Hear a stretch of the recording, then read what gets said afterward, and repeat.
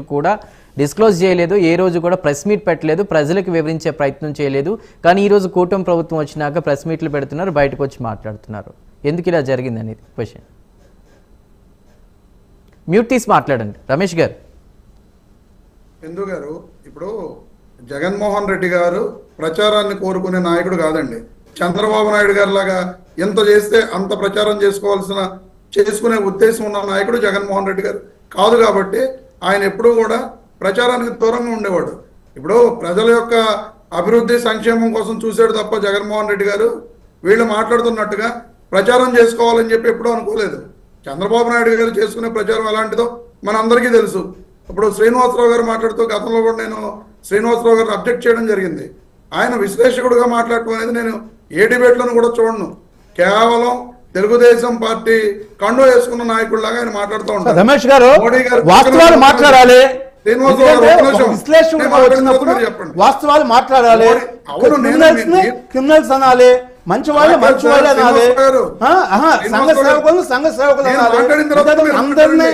అందరిలో ఒకే కాకి కట్టలేము. వాస్తవాలు చెప్పకుండా మనం మసిపూసి మారేడుకాయ చేయకూడదు.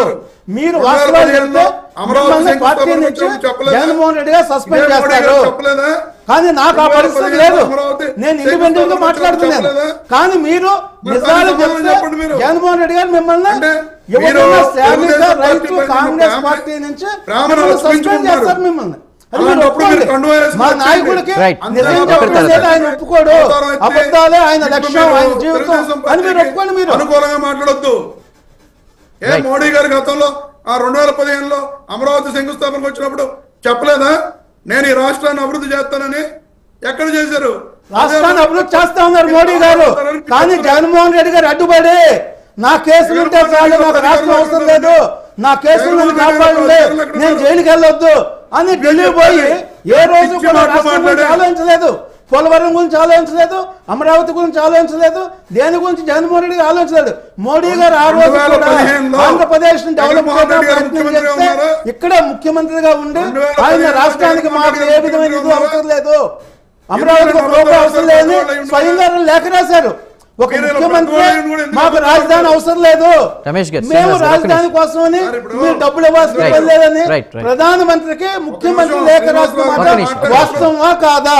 ఒక మాట చెప్పండి. మీరు శ్రీనివాసరావు గారు, మీరు మోడీ గారు ఇప్పుడు చాలా అండగా ఉంటా అన్నారని చెప్పారు. 2015లో కూడా ఇదే మోడీ గారు అదే మాట చెప్పారు.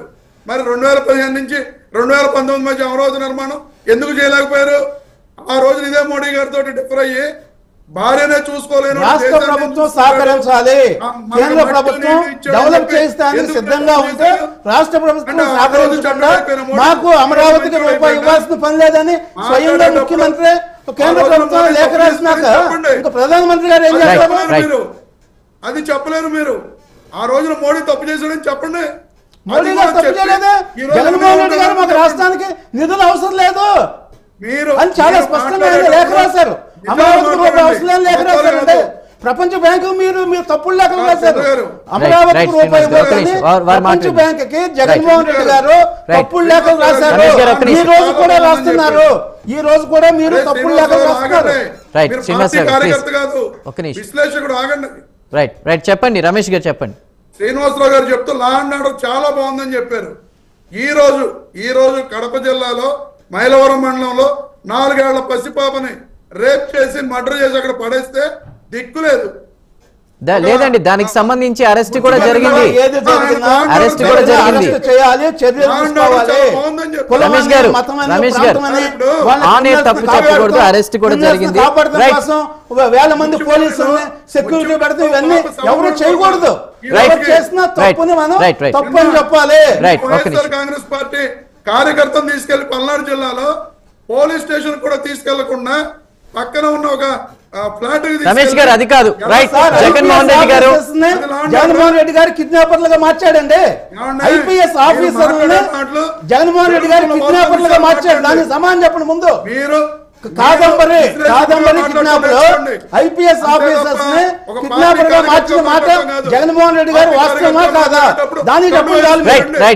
శ్రీనివాస్ గారు, రమేష్ గారు, ఒక్క నిమిషం, సమయం లేదు. నేను ఒకటే అడుగుతున్నా, ఒక్క నిమిషం. రమేష్ గారు, జగన్మోహన్ రెడ్డి గారు ప్రచార ఆర్భాటాన్ని కోరుకోలేదు, ప్రజల గురించే కాంక్షించారు, రైట్. మరి అభివృద్ధి, సంక్షేమం అన్ని క్లియర్ గా ఉంటే ఎందుకు